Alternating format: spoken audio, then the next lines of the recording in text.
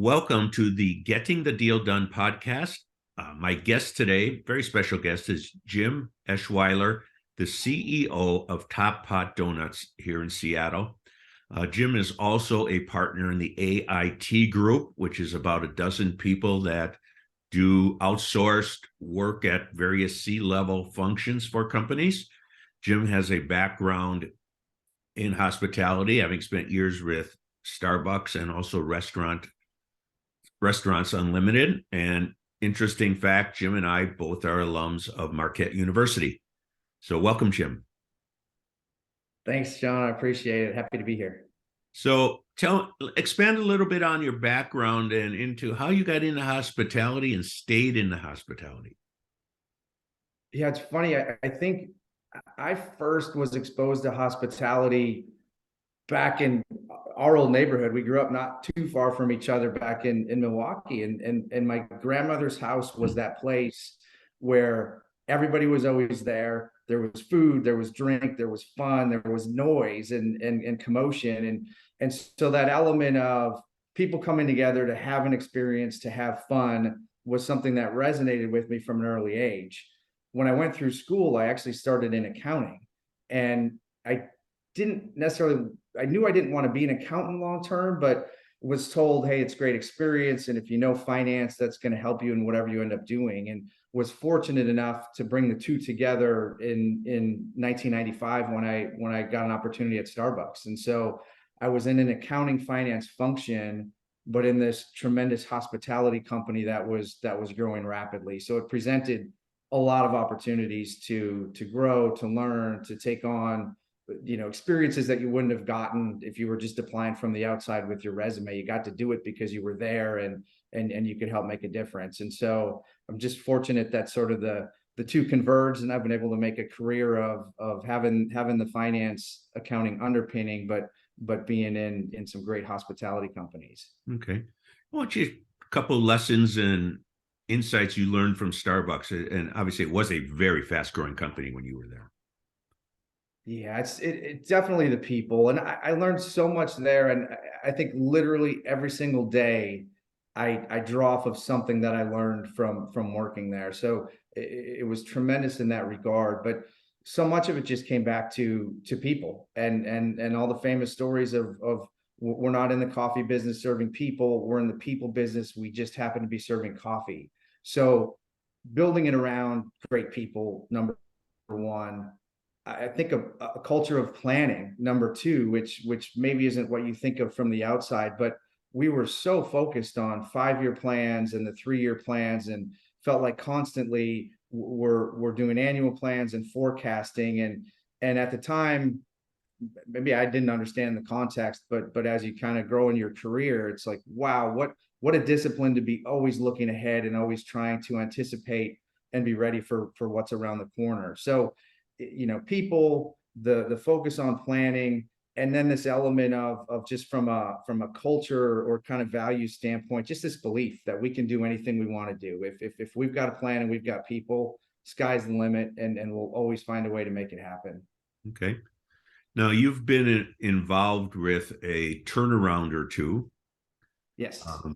Tell us about those, and the good, the bad, the ugly, etc.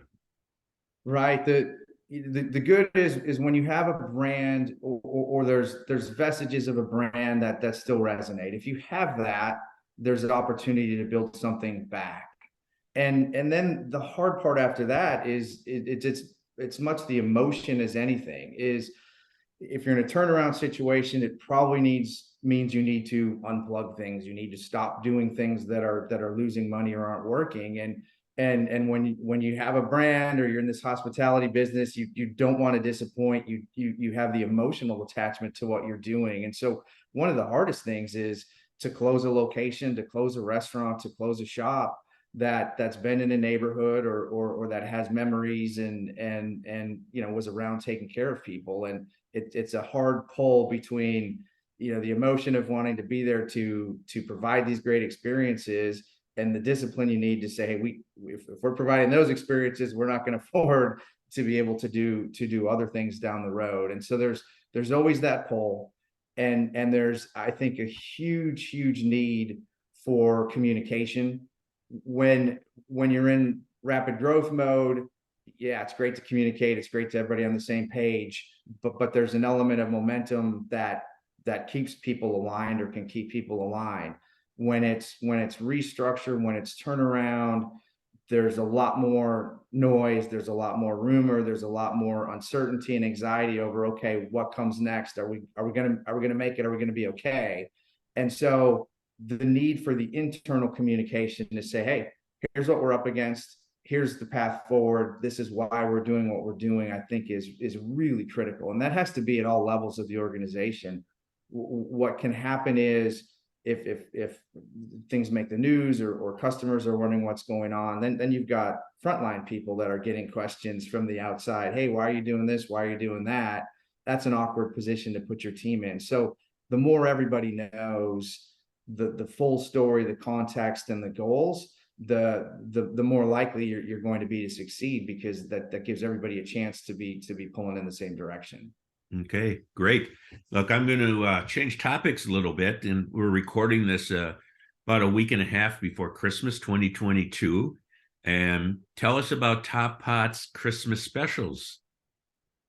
Yeah, so it's fun when you can do extra treats on top of the normal treats. And so one thing we'll be rolling out in the next week is it's a double chocolate cake donut with crushed candy cane on top. So you get a little bit of that crunch and a little bit of the peppermint flavor to go with the chocolate and the chocolate. So that is going to be a fun one.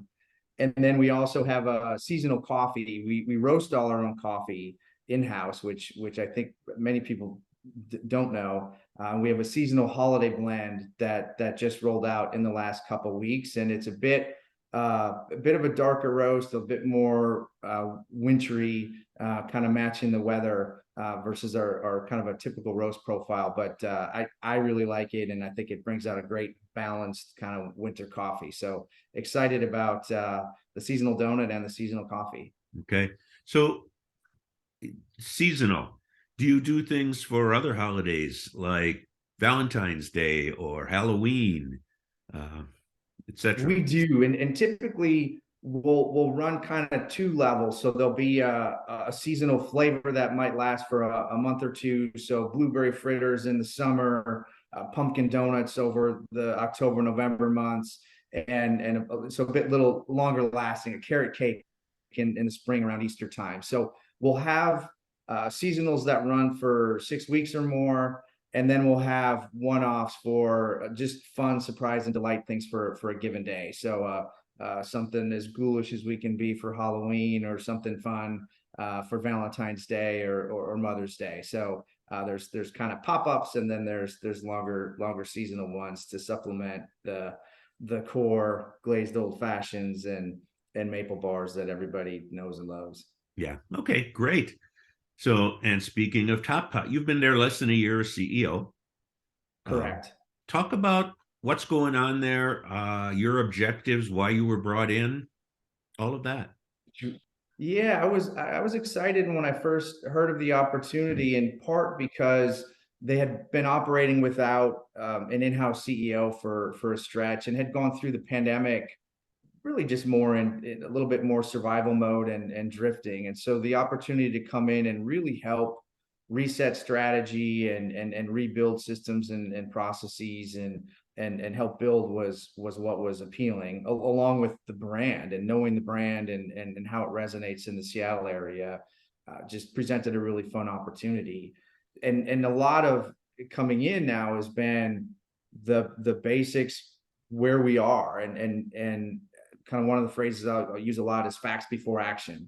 And so it's really assessing, where are we today, the portfolio, the strength of the brand, what we're good at, what we're not good at, need to be better at, so that we can plan the right way and the right ways to move forward. So a lot of this first months have been focused on our existing portfolio, where we're strong, which locations are performing better than they were pre-pandemic, and what are the learnings from that, and how we leverage those learnings going forward. Probably not a secret that third-party sales are way up compared to pre-pandemic. Probably not a secret that drive-through locations perform better than ones located in office buildings where only 40% of the people are there where they used to be. So a lot is gathering the facts, assessing, and then breaking it down to say, okay, these that are performing better, what are the things we can leverage into the rest of the portfolio? Ones that are performing worse than they used to, is there a path forward? Is it just a matter of patience until maybe the building next door reopens and the office workers are back? Or is it a more permanent issue? And then you have to make those hard choices. We talked about we need to unplug because, highest and best use of every given resource, whether that's people, whether that's capital, you need to be focused on where you're going to get the most return for those inputs. So a lot has been assessment, and along the way we've been able to do some things to grow sales, and now we're at a point where we're really focused on putting together the strategy going forward, and we can put plans into action at a rapid pace. Okay. So you mentioned before about the people at Starbucks and how important it was. It's tough to find people, is what a lot of owners and CEOs are telling me. In fact, you heard Jasmine from Dick's talk about it. It's not that they're not working. There's so many other options, like selling things on SD or driving for Uber Eats. How do you handle that? It is definitely a challenge, and yeah, when faced with the choice of, do I want to work, in a hot kitchen on Friday and Saturday nights, or drive a car, it's tough to compete at times with some of the alternatives that are out there. And so, one, we take the mindset of, we're not victims. It's the same environment for everybody. And you go back 5 years, 10 years, and it was millennials, and the millennials were going to be the end of civilization, and somehow that proved not to be the case. And so now we're in another environment where it is difficult to find people and retain people. It's difficult. I think it's harder to differentiate jobs. It used to be you could pay more and take care of people, and people feel appreciated, and you get that loyalty back because you're taking care of them.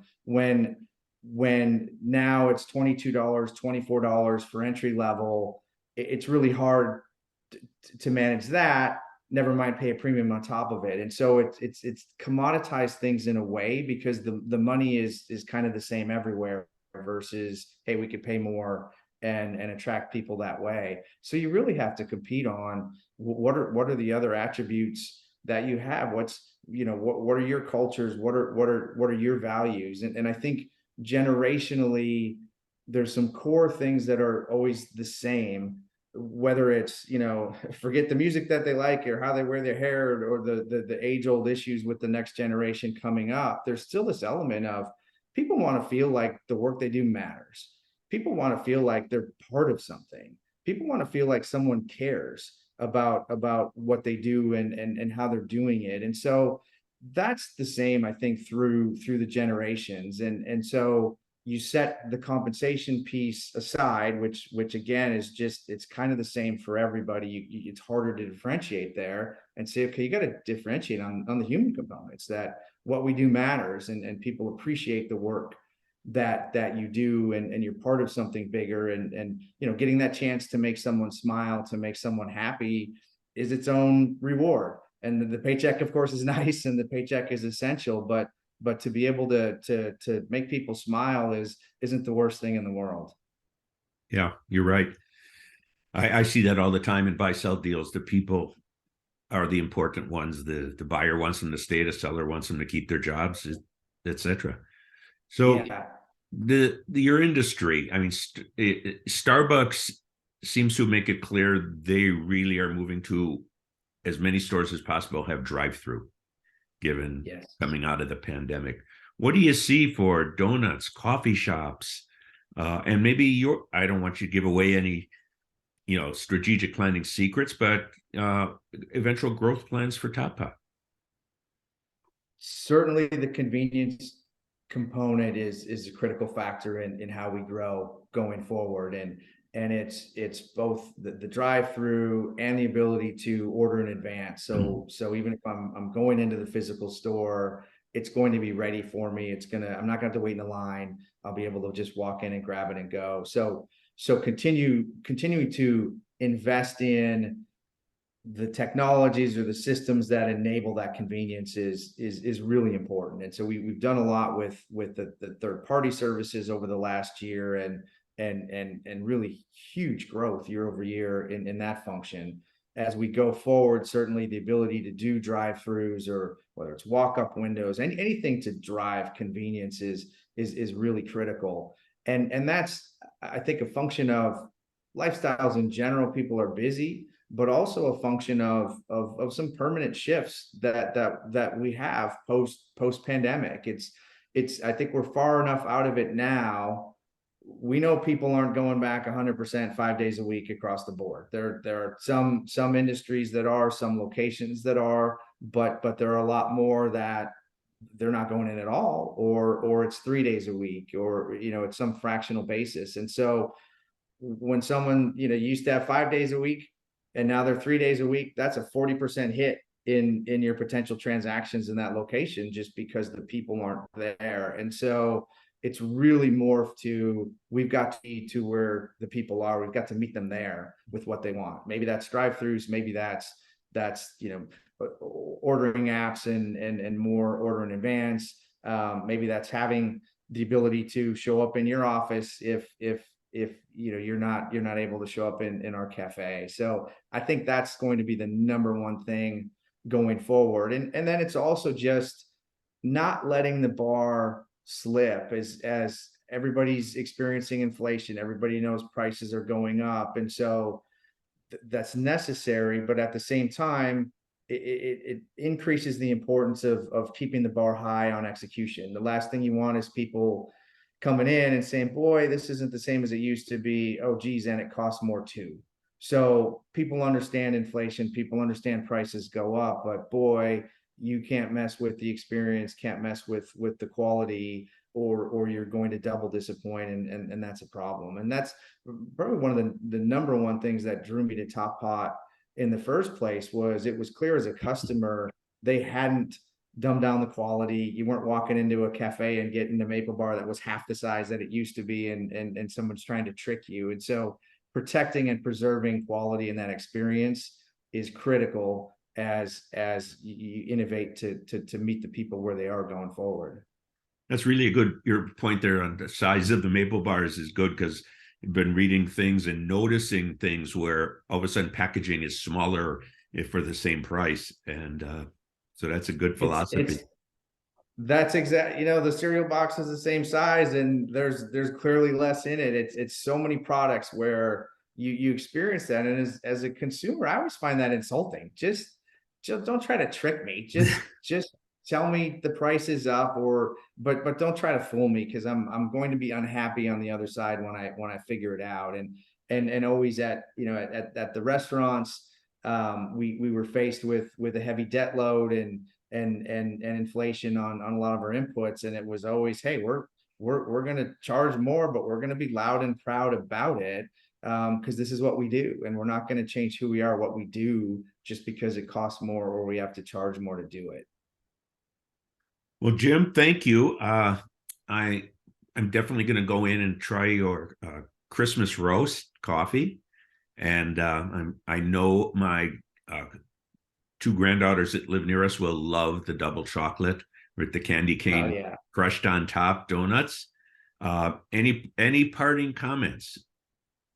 No, I really appreciate the chance to connect, and it's exciting. I think all of us at Top Pot are excited about kind of entering a new era post pandemic, and maintaining the great things about the brand while innovating and morphing to what we need to be in the future. So I appreciate the chance to talk. Okay, so normally at this time I will tell people how to contact the person that I'm interviewing, but in your case, for those listening or watching, it's go to your nearest Top Pot and try out their products, especially if you're listening in this holiday season. Get one of those donuts, get the Christmas roast, and give them a try, or That would be or fantastic. just We'd be love a to see continued you. customer. We'd love to see you out there. Thank you. All right. Well, thank you so much, Jim. Thanks, John. I appreciate it. Go Marquette. Okay.